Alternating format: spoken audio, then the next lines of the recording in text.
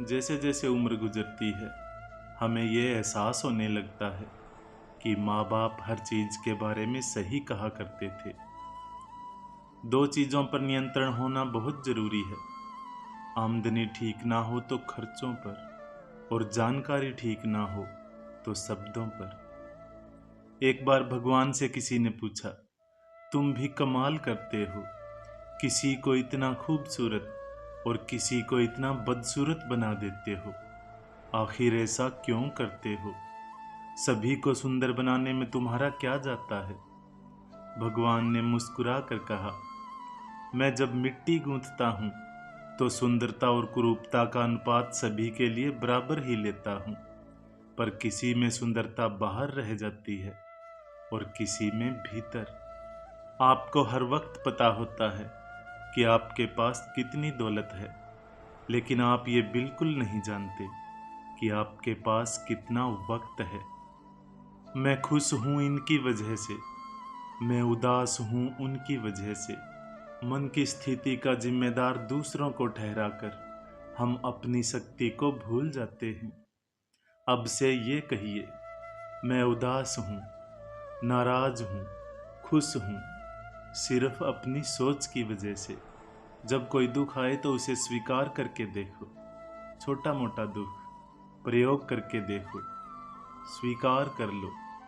ऐसा सोचो ही मत कि मेरे ऊपर कोई विपदा आई है, ऐसा सोचो ही मत कि परमात्मा मेरे साथ अन्याय कर रहा है।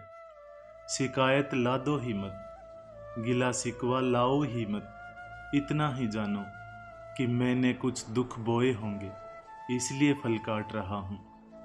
गांव में नीम के पेड़ कम हो रहे हैं और घरों में कड़वाहट बढ़ती जा रही है।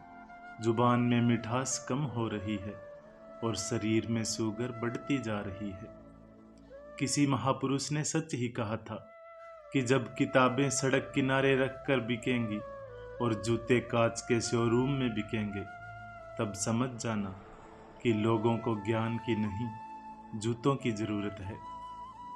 भगवान श्री कृष्ण कहते हैं कि कोई भी व्यक्ति आपके पास तीन ही परिस्थितियों में आता है, भाव से, अभाव से या फिर प्रभाव से।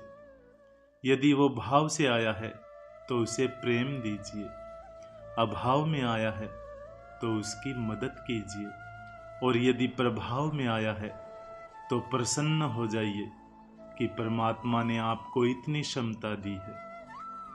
ये जिंदगी है जनाब, कई रंग दिखाएगी, कभी रुलाएगी तो कभी हंसाएगी।